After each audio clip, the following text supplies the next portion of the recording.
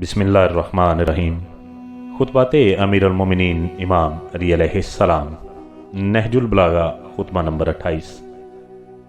अमीरुल-मोमिनीन इमाम अली अलैहिस्सलाम अपने इस खुतबे में इरशाद फरमाते हैं, दुनिया ने पीठ फिराकर अपने रुखसत होने का ऐलान और मंजिल उक़बा ने सामने आकर अपनी आमद से आगाह कर दिया है। आज का दिन तैयारी का है और कल दौड़ का होगा।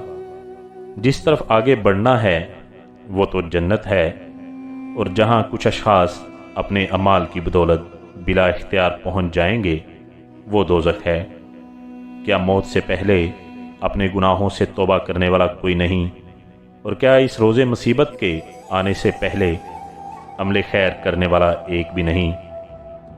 तुम उम्मीदों के दौर में हो जिसके पीछे मौत का हंगाम है, तो जो शख्स मौत से पहले इन उम्मीदों के दिनों में अमल कर लेता है तो ये अमल इसके लिए सूदमंद साबित होता है और मौत इसका कुछ बिगाड़ नहीं सकती। और जो शख्स मौत से कबल ज़माने उम्मीदों आरज़ू में कोताहियाँ करता है तो वो अमल के एतबार से नुकसान रसीदा रहता है, और मौत इसके लिए पैगामे ज़रर लेकर आती है।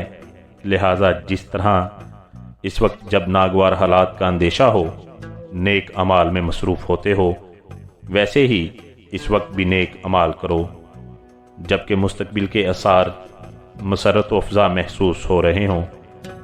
मुझे जन्नत ही ऐसी चीज़ नज़र आती है जिसका तलबगार सोया पड़ा हो, और जहन्नम ही ऐसी शय दिखाई देती है जिससे दूर भागने वाला ख्वाबे गफलत में महव हो।